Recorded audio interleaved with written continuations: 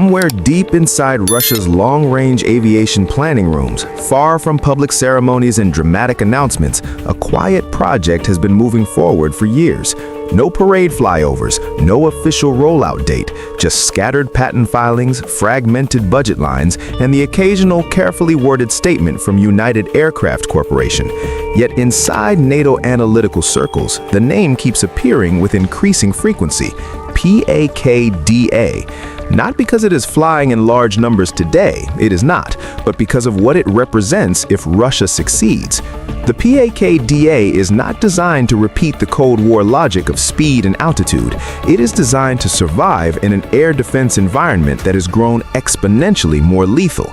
And that shift in philosophy is exactly why Western planners are paying attention. To understand why the PAKDA matters, you have to step back and look at the trajectory of Russian strategic aviation. For decades, Moscow relied on three pillars: the Tu-95MS, the Tu-160, and the Tu-22M3. Each of these aircraft was built for a different era of warfare. The Tu-95 was about endurance and standoff missile delivery. The Tu-160 emphasized speed and payload. The Tu-22M3 filled the maritime strike niche. But all of them share a vulnerability that modern air defense networks increasingly exploit: visibility. Large radar cross-sections, predictable flight profiles, and reliance on long-range missile launches from outside dense air defense zones. That model still works, but its margin of safety is shrinking. The PAKDA program is Moscow's attempt to future-proof its bomber force before that margin disappears completely. Unlike the supersonic Tu-160, the PAKDA is widely expected to be subsonic by design. At first glance, that sounds like a downgrade. In reality, it reflects a hard-learned lesson from decades of air defense evolution. Speed no longer guarantees penetration. Modern surface-to-air missile systems, networked radar arrays, and space-based tracking have compressed the survivability window for large supersonic bombers. Stealth, endurance, and standoff integration now matter more than raw velocity.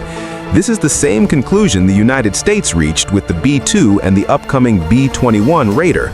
Russia appears to be following the same strategic logic, but with its own industrial constraints and doctrinal priorities shaping the final design. Open-source intelligence and official hints suggest the PAKDA will use a flying wing configuration. If accurate, that immediately places it in the stealth-optimized category. Flying wings minimize vertical surfaces, reduce radar reflections, and allow internal weapon carriage, all critical features for penetrating modern integrated air defense systems. But designing a stealth bomber is not simply about shaping. It is about material science, engine integration, thermal management, and manufacturing precision. This is where Western analysts remain cautious. Russia has deep experience in high-performance aircraft design, but stealth manufacturing at scale is a different industrial challenge entirely. The question is not whether Russia can build a prototype. The question is whether it can sustain production quality over time. What makes the PAKDA particularly interesting is its intended mission flexibility. Russian statements have repeatedly emphasized long endurance and broad payload compatibility.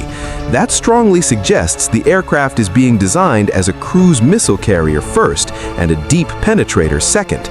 In practical terms, this means the bomber may spend most of its operational life launching long-range precision weapons from contested but not fully denied airspace. This aligns with Russia's demonstrated combat patterns in recent years, where standoff weapons have played a central role. If the PAKDA can remain airborne for extended periods while carrying a large internal missile load, it becomes less about dramatic penetration raids and more about persistent strategic pressure. There's also the nuclear dimension, which cannot be ignored. Russian strategic doctrine continues to rely on the triad: land-based missiles, submarine-launched missiles, and air-delivered nuclear weapons.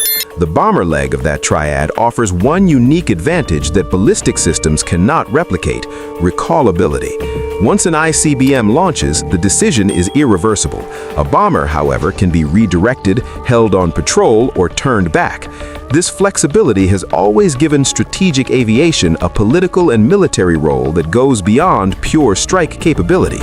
If the PAKDA enters service in meaningful numbers, it will likely assume part of that nuclear deterrent mission currently carried by aging Tu-95 platforms. From NATO's perspective, the concern is not immediate battlefield disruption. The PAKDA is unlikely to appear in large operational numbers in the very near term. The concern is timeline convergence. Western air planners are already preparing for the B-21 Raider entering service in the late 2020s. If Russia manages to field even a limited number of PAKDA bombers within a similar window, the long-term strategic air balance becomes more complex. It introduces another stealth platform into an already crowded high-end environment.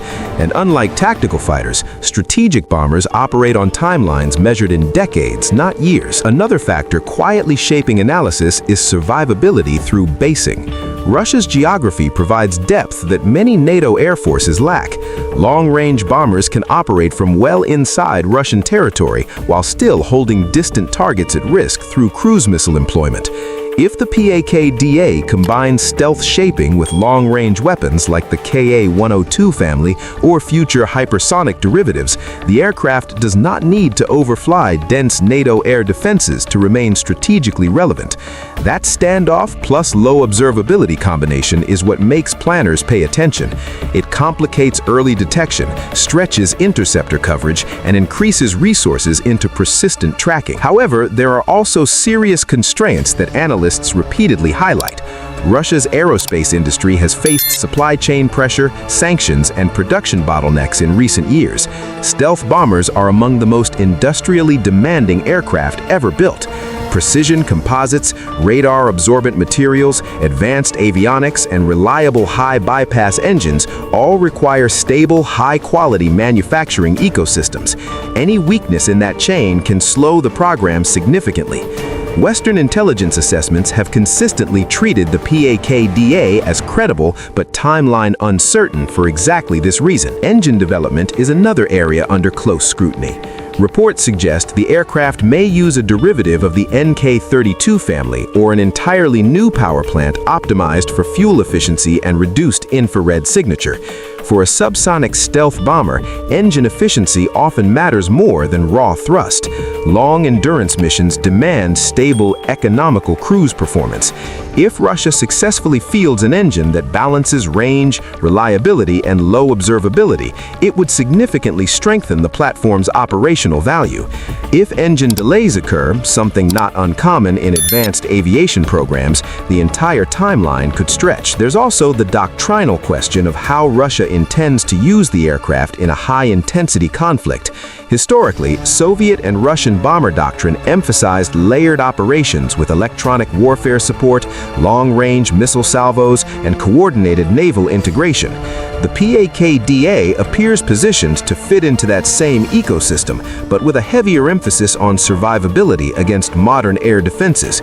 Rather than replacing existing bombers overnight, it will likely complement them, gradually assuming the most demanding penetration and persistence missions, while legacy aircraft continue performing standoff roles. Western planners are not panicking, despite dramatic headlines that sometimes suggest otherwise. What they are doing is modeling, quietly, methodically, updating long-term force structure assumptions, because even a modest fleet of stealth bombers changes air defense mathematics. It forces earlier detection requirements, expands sensor coverage needs, and increases the importance of low-frequency radar networks and space-based tracking. In strategic planning, the worst mistake is being surprised by capability maturation. That's exactly what NATO defense staffs are trying to avoid. There's also a psychological dimension that should not be overlooked. Strategic aviation has always carried symbolic weight far beyond its raw numbers. The mere presence of a credible next-generation bomber signals technological continuity and long-term military ambition. For Russia, unveiling progress on the PAKDA reinforces the message that its aerospace sector remains active despite economic pressure and sanctions. For NATO observers, the program serves as a reminder that great power competition in the air domain did not end with the Cold War.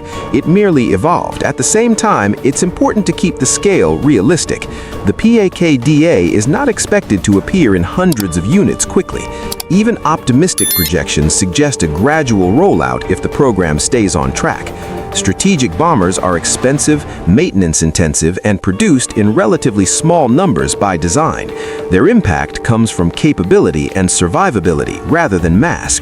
That means the true significance of the PAKDA will only become clear over time as production rates, deployment patterns, and operational exercises reveal how Moscow intends to use it. What is already clear is the shift in design philosophy. The era of relying purely on speed and altitude is over. The future of strategic aviation on both sides is about persistence, stealth, network integration, and long-range precision weapons. In that sense, the PAKDA is less a revolutionary surprise and more an evolutionary necessity for Russia's long-range aviation branch. The real question is execution. Can the program move from concept to reliable operational capability without the delays that have affected many advanced aerospace projects worldwide? For now, the aircraft remains part